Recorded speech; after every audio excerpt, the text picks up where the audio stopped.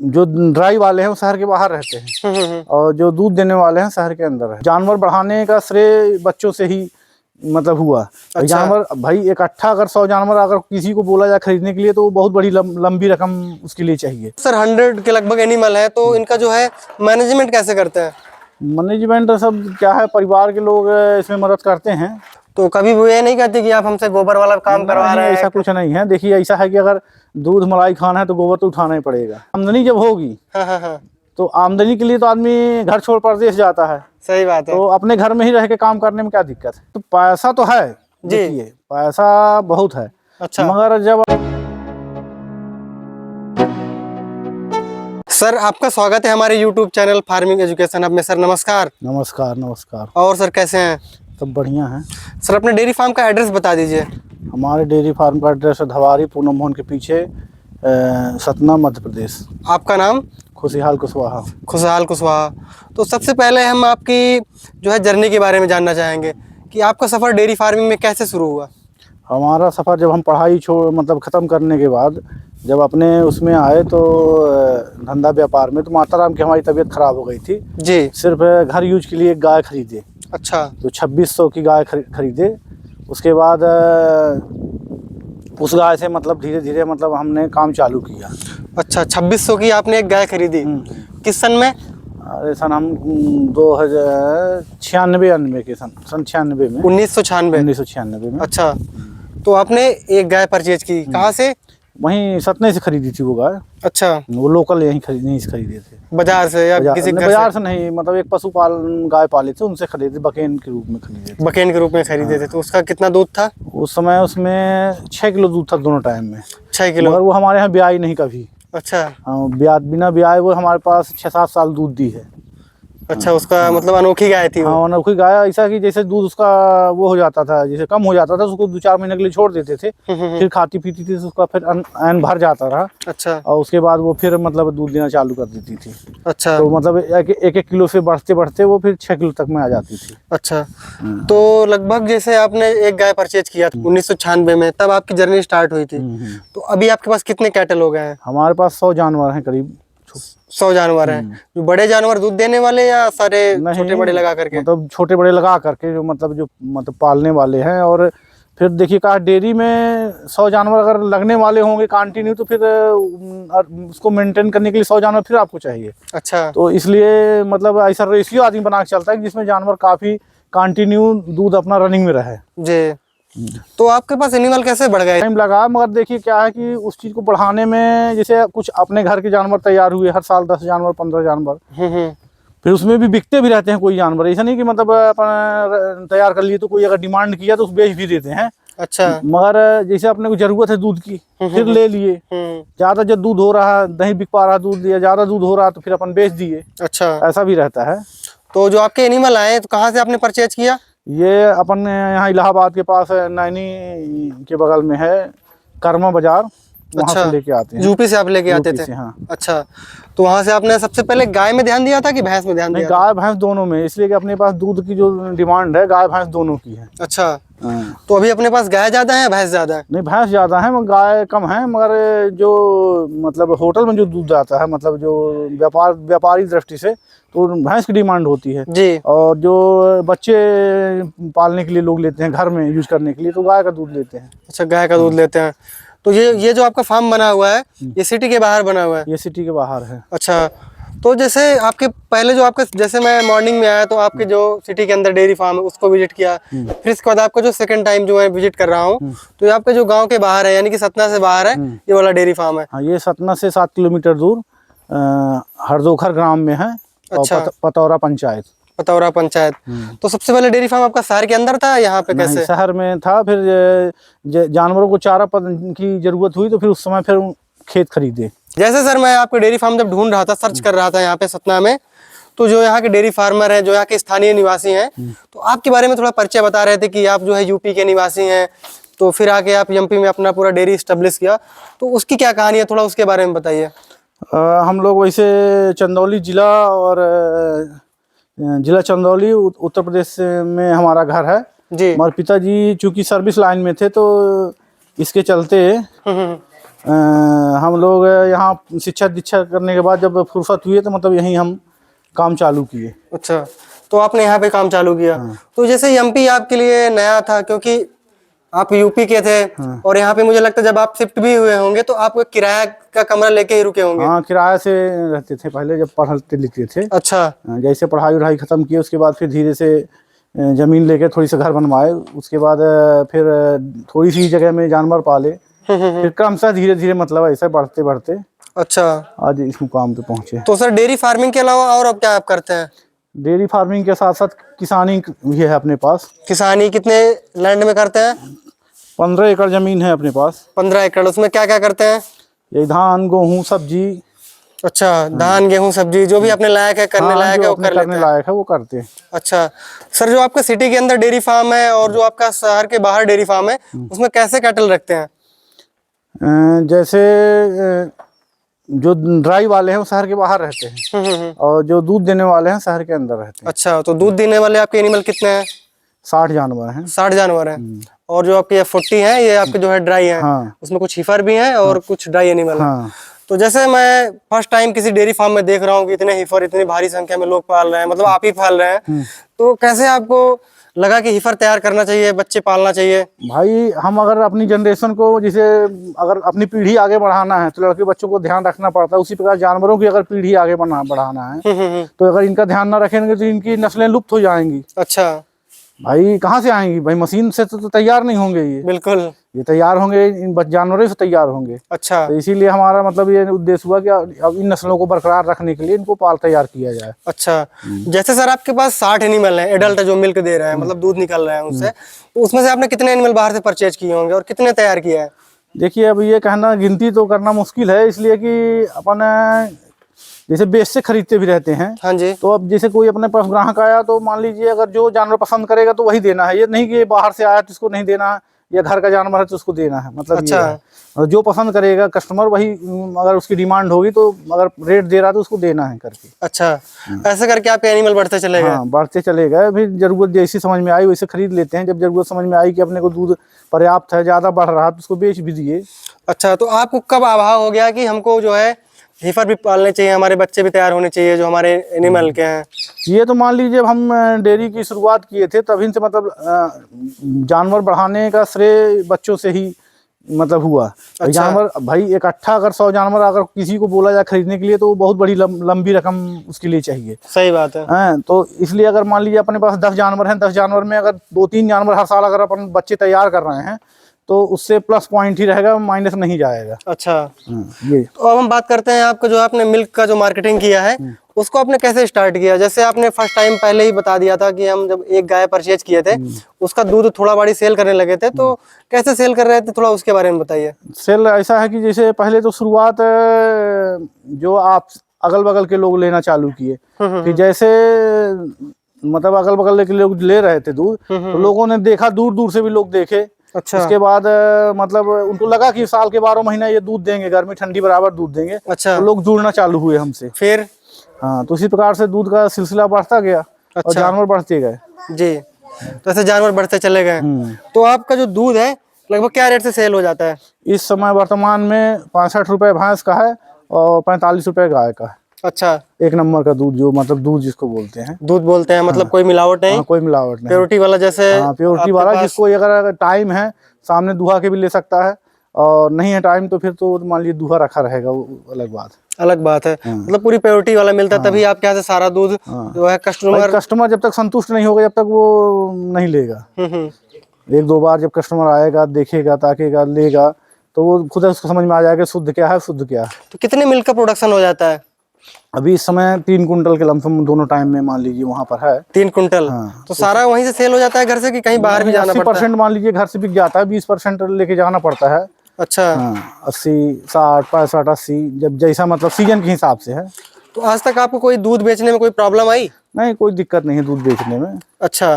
मान लीजिए कभी बच भी गया तो अपन पनीर बना के अपने ही कस्टमर को दे देते हैं। अच्छा, तो उसका कोई आउटलेट बना रखा है आपने या वहीं घर से ही सेल कर देते हैं? घर से, कोई मतलब प्लेटफार्म नहीं है, घर से। अच्छा, घर से ही सेल हो जाता है? क्योंकि आपके जो है मेन जो आपने मार्केटिंग किया है डायरेक्ट आपने कस्टमर से स्टार्टअप किया है, इसलिए आपको आसानी हो जाती है। जो कस्टमर दूध लेने आते हैं अगर उन्हीं से पूछ लिया गया कि भाई ये पनीर तो नहीं चाहिए, और उनको मालूम है कि पनीर मिलता है, तो जब जरूरत होती तो डिमांड करते हैं। अपना फ्रिज में रखा रहता है, जब उनको डिमांड आई या उनको खरीदना हो तो हाँ, आपके या पास किसी से को ले लेते हैं। ऑर्डर दे, कोई ऑर्डर दे दिया कि यार भाई हमको शादी में चाहिए इतना बना के रखिएगा, तो अच्छा। उसमें भी दे देते हैं।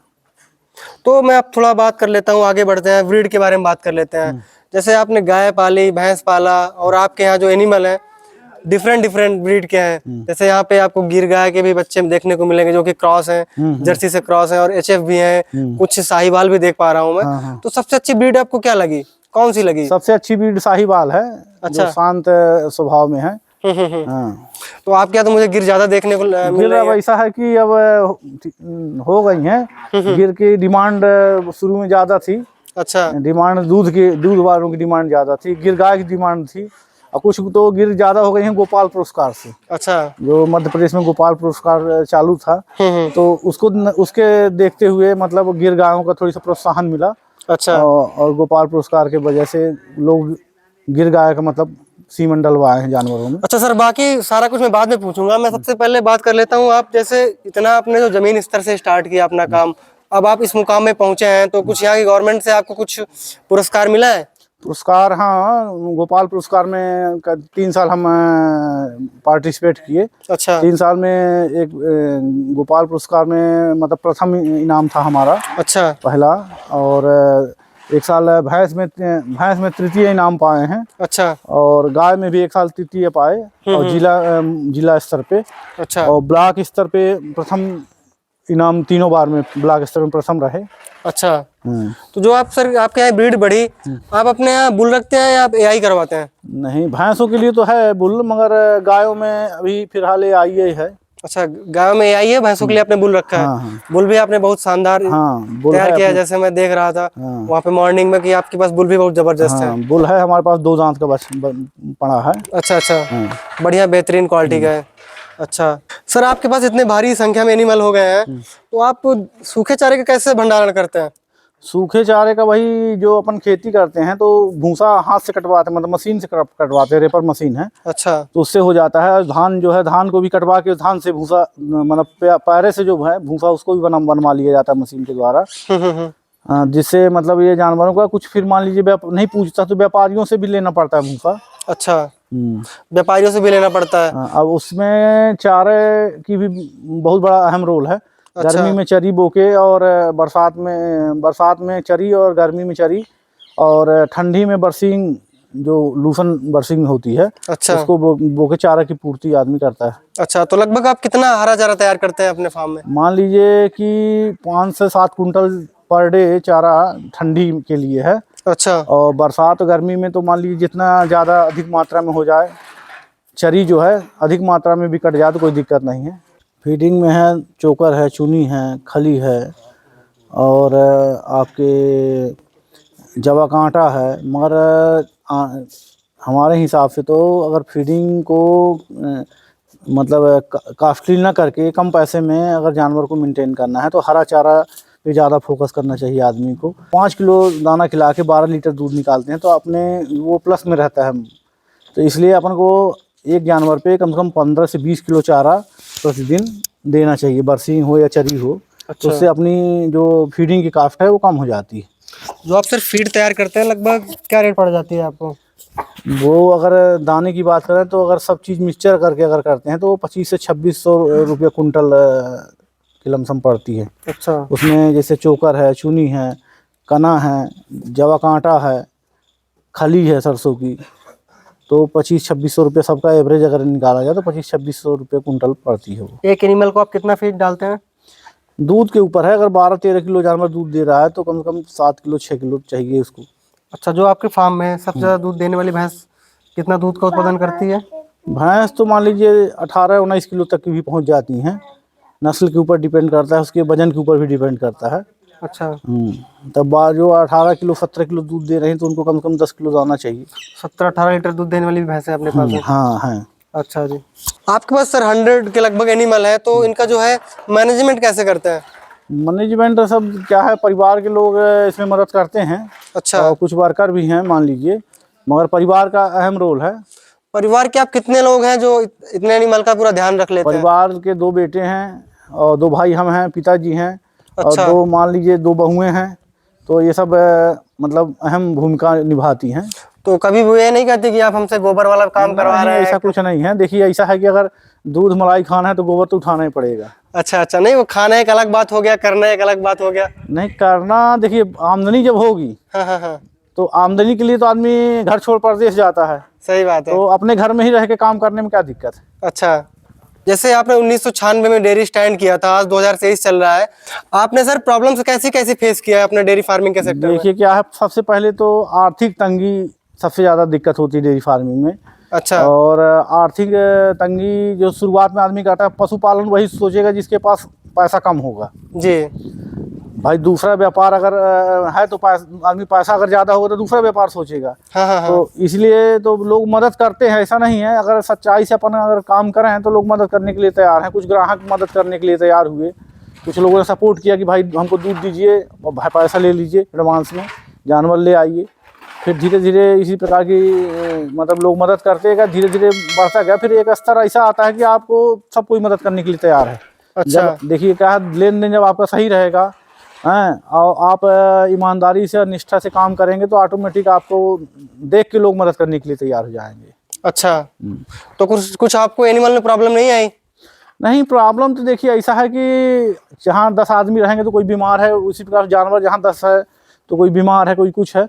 मगर वेटनरी वालों ने मदद की, ऐसा नहीं है। डॉक्टर लोग बुलाने पे आते हैं टाइम से। अच्छा। और थोड़ी बहुत मान लीजिए अपन भी जानकारी रखते हैं, छोटा मोटा काम अपने साथ से अनुभव से हैंडल कर लेता है आदमी। मगर जब ज़्यादा सीरियस काम होता तो डॉक्टर लोग, वेटनरी विभाग जो डॉक्टर भारती हैं इस समय मौके पे, अच्छा, तो फुल सपोर्ट करते हैं। आपका सर फ्यूचर प्लान क्या है? भविष्य में आप क्या करना चाहते हैं? भविष्य में हमको पशुपालन को ही मतलब मेन केंद्र बिंदु बना के इसी को भी बड़े स्तर पर ले जाना विचार है ये। अच्छा, तो आपको इस पे ही फोकस करना है। हाँ। जैसे एनिमल का काम कर रहे हैं, डेयरी का काम कर रहे हैं, तो इसको बड़े स्तर पे और बढ़ाना है। हाँ, नवीनीकरण इसी में हो जाए। अच्छा, नवीनीकरण। अच्छा, तो आपने जैसे ब्रीडिंग किया, क्योंकि मुझे एक फर्स्ट टाइम है किसी फार्म में इतने हिफर देखने को मिले हैं, तो आपने जैसे जो तैयार किया आपने हिफर्स, तो उसमें क्या क्या आपको कठिनाइयाँ आई? कठिनाई तो ऐसा है जैसे सीमन के द्वारा नई ब्रीड तैयार हुई है। अच्छा। तो बार बार जैसे रिपीट ब्रीडिंग का केस ज़्यादा आया है सीमन के माध्यम से। मगर तब भी मान लीजिए 1-2 बार 3 बार में जानवर कंसीव हुआ है, उसमें बहुत ज़्यादा दिक्कत नहीं है। मगर अपन प्रयास करेंगे तो सब संभव है। अच्छा, तो अब मेन बात कर लेते हैं अर्निंग के बारे में, क्योंकि बहुत सारे लोग सोचते हैं कि डेयरी फार्मिंग में बहुत पैसा है। कुछ लोग पैसे को देख करके आ जाते हैं, कुछ लोग रियलिटी में आते हैं काम करने के लिए। नहीं तो पैसा तो है, देखिए पैसा बहुत है। अच्छा। मगर जब आप तन मन से लगेंगे तब। अच्छा। अगर ये सोच के लगें कि हम कुर्सी में बैठे रहेंगे और पैसा खूब आएगा तो नहीं आएगा। जानवरों के बीच में आपको जाना ही पड़ेगा जी। जब तक जानवर के बीच में नहीं जाएंगे तो आपको पता नहीं चलेगा कि हमारा जानवर बीमार है कि हीट में है कि क्या समस्या है इसको। अच्छा। जानवर और मालिक के बीच में एक लड़के और बाप के समान मतलब व्यवहार होना चाहिए। अच्छा। जो मतलब भय न माने जानवर मालिक से, अच्छा, तभी उसको समझ में आएगा कि मतलब हमारा जानवर सही है कि गड़बड़ है। अच्छा, तो अभी आपको लगभग कितनी अर्निंग हो जाती है? और आपका जैसे पूरा परिवार लगा हुआ है और आपके परिवार में इतने भारी संख्या में लोग हैं, तो कितनी अर्निंग हो जाती है आपको? भाई देखिए ऐसा है कि हम ये जानते हैं कि दूसरी की नौकरी करने से अच्छा कि अपना आदमी काम कर रहा है तो मतलब अपना जीवन यापन बढ़िया से चल रहा है। और फिर जो भी हमने बनाया है सब इन्हीं से बनाया है। कोई मतलब अलग से हम कहीं से मतलब अलग से कोई कमाने नहीं गया है। मतलब जो भी लड़के बच्चे पढ़ लिख रहे हैं सब इन्हीं के कमाई से चल रहा है। मतलब कोई अलग से कमाने नहीं गया है। अच्छा। हाँ। जैसे आप यूपी से एमपी शिफ्ट हुए, एनिमल परचेज किया आपने, जमीन भी परचेज किया, तो सारी हम जो है ये डेयरी की अर्निंग कह सकते हैं। सब इन्हीं की कमाई है। कोई मतलब अलग से कोई कमाने नहीं गया है। अच्छा। कोई अलग से कहीं करने गया, सब यही कमा के बनाए हैं। बिल्कुल। हमारा ये कहना है कि अगर कोई जानवर पालता है भविष्य में तो उसके परिवार को कोई दिक्कत नहीं होगी, मगर ये तन मन से लगेगा तब। हम ये जानते हैं कि अगर कोई भी व्यक्ति 10 जानवर रख लेगा तो वो एक सरकारी नौकरी के बराबर उसको सैलरी आराम से बनेगी। अच्छा। हाँ, ज़्यादा नहीं बोलते मगर ईमानदारी से काम करेगा तब। 10 जानवर पालोगे तो सरकारी नौकरी को आप टक्कर दे सकते हो। हाँ, आराम से, कोई दिक्कत नहीं है। अब इसके आगे बढ़ा रहे हो तो फिर वो आप जो है हाँ, वो अपने ऊपर बढ़ते है। चले जाओगे। फिर वो आप व्यवसायी बनते चले जाओगे। ठीक है सर, बहुत बहुत धन्यवाद जो सर आपने पूरा रियलिटी सारा कुछ आपने पूरे जीवन के बारे में और अपनी डेयरी फार्मिंग के बारे में सारा कुछ बताया। चलिए धन्यवाद। Okay ji, thank you sir. Thank you.